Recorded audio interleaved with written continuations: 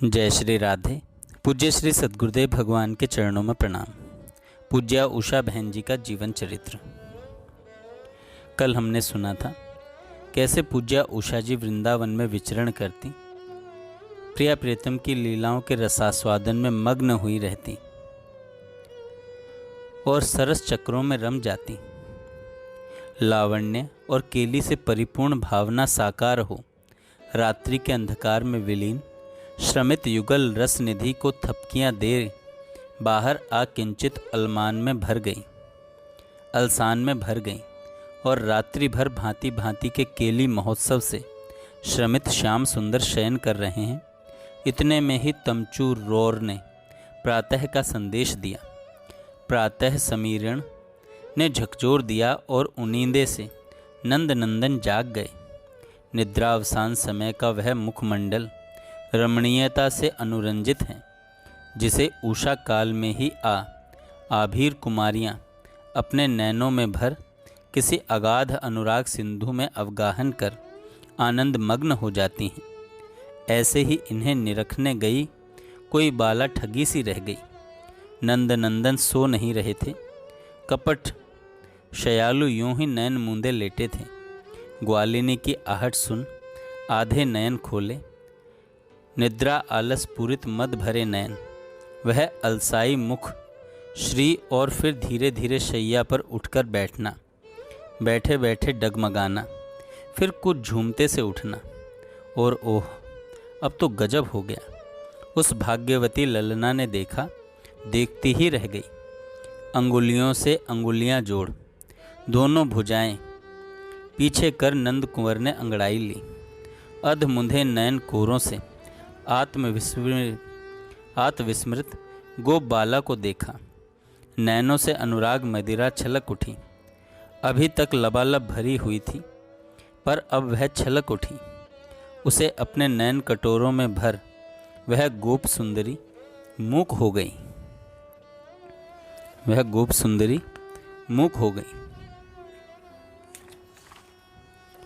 यह स्थिति, यह दशा, यह तन्मयता, यह बेसुधी और यह आत्मविवलता कभी कभी की नहीं, प्रत्युत रात्रि विहार के यह क्रम गतिमान ही रहते हैं।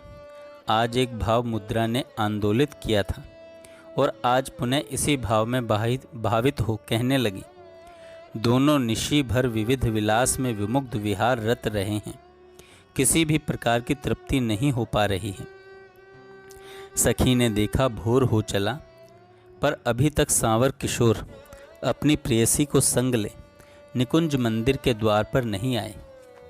अंततः बात क्या है, यों तो बात पता ही है, पर इस समय अपने नैनों में इस मधु को भरने के लिए आकुल हो उठी है। वह लता रंध्रों में से झांक कर देखा, आहा, लाडली और लाल भुजसों भुज जोरे कितने भले लग रहे हैं। उस रत्न पुष्प पल्लव लता कुंज में दोनों अभी तक एक दूसरे में समाये से बैठे हैं। रात्रि केली में मग्न से अभी भी अघाए नहीं हैं, अभी भी रस लालसा बनी है। इन नटखट रस पिपासु प्रियतम की कुछ न पूछो, अभी भी उसी रस केली में विचरण कर रहे हैं। आइए अब आगे सुनते हैं श्री गिरिराज दर्शन की उत्कट लालसा, रसमयी अनुभूतियाँ, दिव्य तथा प्रकट स्थली और लीला का साम्य। शैलोस्मि, मैं ही गिरिराज हूँ, इसकी उद्घोषणा कर श्री कृष्णचंद्र ने श्री गिरिराज को गौरवान्वित तो किया ही है, सभी के लिए पूजनीय, सेवनीय और वंदनीय भी बना दिया। भगवान स्वतः उन्हीं में से प्रकट हो गए। जहाँ श्री गिरिराज श्री कृष्ण का निजी स्वरूप है, वहीं लीला पात्र भी है। इनकी कंदराओं और निकुंजों में श्री कृष्ण अपनी ही आराध्या श्री राधा तथा सखीगण सहित विहार विलास की एकांतिक रस विहार की लीलाओं का समायोजन करते हैं। श्री कृष्ण की गोचारण लीला के लिए तो उपयोगी है ही, साथ साथ दान, मान और रार तकरार की अनेक लीलाएं सहज और स्वतः यहाँ प्रकट होती हैं। उन्हीं दिव्य तथा चिन्मयी लीलाओं के दर्शन आस्वादनार्थ संत जन भक्त जन इनका सेवन करते हैं और यह कल्प वृक्ष के समान अपने शरणागतों के सभी प्रकार से संपूर्ण मनोरथों को पूर्ण करने वाले हैं। श्री हरिदास वर्य हरिदासों में भक्तों में मुकुटमणि के समान शोभायमान होते हैं। पूजनिया उषा जी प्रिया प्रीतम की सरस लीलाओं का आस्वादन करती वृंदावन की सुभग स्थलियों में निवास कर रही थीं। इन्हीं दिनों श्री गिरिराज दर्शन करने को मन हुआ तथा कुछ बहनों सहित श्री गिरिराज जी पधारी। साथ में थीं श्री रमा देवी, श्री सुशीला देवी, श्री दर्शन, उमा, उर्मिला, तृप्ता कपूर, सुमित्रा, सरोज, विमला कपूर, काकी, नारंग, पुष्पा प्रभृति अन्य बहनें। श्री गिरिराज जी की रमणीयता मनोरमता की तो कोई सीमा ही नहीं है। परिक्रमा का सुख लेती, वहाँ की स्थलियों में विचरण करती, वृक्षों और वल्लरियों की मनोरमता निहारती, आनंद में मग्न सभी सुखास्वादन में रत रहीं। अष्टछाप के अनेक पदों को सुन पूज्या उषा जी मग्न हो जाती, वहाँ की स्थलियों से संबंधित लीलाओं का आस्वादन कर विभोर हो जाती। इन्हीं श्यामल गौर सुचिक्कन शिलाओं पर श्रीनाथ जी की अनेक लीलाओं का स्मरण कर आह्लाद में भर जाती। परिक्रमा मार्ग में कभी गोविंद कुंड की रमणीयता में विमुग्ध हो जाती और दूर से लहराती श्रीनाथ जी के मंदिर की पताका की लहरान में खो जाता उनका आतुर हृदय। जतिपुरा में परिक्रमा की एक ओर श्री चतुर्भुज दास जी की निवास स्थली, उसके पास की वृक्षावली मध्य पूज्य उषा जी के साथ बैठी यह सखी मंडली पदगान सुनने में मग्न थी। पूज्या उषा जी भी पदगान सुन रही थीं। सुनते सुनते इनकी वृत्ति इस जगत से उठ गई। वहीं बैठी जहाँ एक और पद सुनती रहीं, वहीं अपने इन्हीं नेत्रों से विहार लीला में तन्मय हो गई। और इन्होंने देखी एक लीला। क्या देखा? उसी रमणीय स्थली पर अपने आहार की खोज में मग्न एक मोर चला आ रहा है। वह मोर तो सभी को दिख रहा था, परंतु पूज्या उषा जी को उस सौभाग्यशाली मोर के साथ साथ नूपुरों की छमछम ध्वनि भी सुनाई दे रही थी। अभी वह शिंजन अपने मधुर स्वर सहित कर्णों को ही सुख प्रदान कर रहा था, और यह लो उसी के साथ सामने ही आसमानी लहंगा पहने, चौड़ा चौड़ा काम था उस लहंगे पर,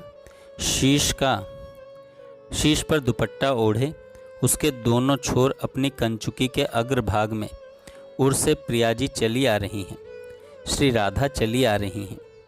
दुपट्टा फहरा रहा है।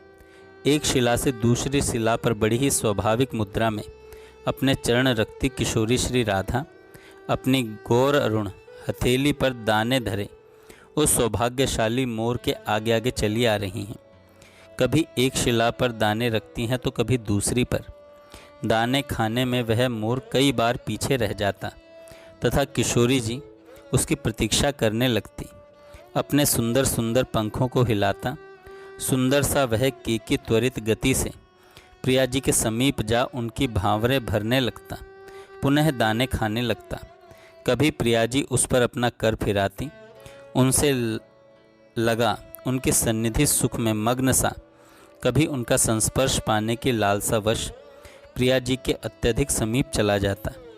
वे अपने लाड भरे स्पर्श से उसे और पुलकित कर देती। प्रिया जी एक तमाल वृक्ष की टेक लगा अपनी दोनों भुजा ऊपर उठा, उसे पकड़कर राधा रानी खड़ी हो गईं। उस समय की मदो उच्छलनकारी वह शोभा अलबेली अदा से खड़ी प्रिया जी अत्यंत सुंदर लग रही हैं। वह वृक्ष वहाँ सचमुच विद्यमान है। श्याम सुंदर ने देखी प्रिया जी की वह मुग्धकारी छवि। पीछे से उन्होंने प्रिया जी के दोनों कर कमल थाम लिए और उनकी दाईं ओर उनसे सटकर खड़े हो गए। श्री राधा संभ्रम सी चौंक उठी। तत्क्षण उस संस्पर्श को पहचान पुलकित हो गई। उस समय की प्रिया जी की मधुर मुस्कान छटा, अधरों की अरुणिमा, किंचित विकसित अरुण अधरों में से दीप्तिमान दंत मुक्तावली। प्रियतम ने बाईं भुजा से प्रिया जी की कटी को रस की वह अनगिन बौछारें। कुछ समय बाद संभल कर प्रियतम ने अपना दायां कर कमल श्री राधा के बाएं कर कमल से जोड़ लिया और पुनः दोनों मिलकर उस मयूर को दाना खिलाने लगे। नीलारुण गोरारुण कर सरोरुहों की यह शोभा, इसे देख पूज्या उषा जी तन्मय होती रहीं। जय श्री राधे। आगे हम कल सुनेंगे।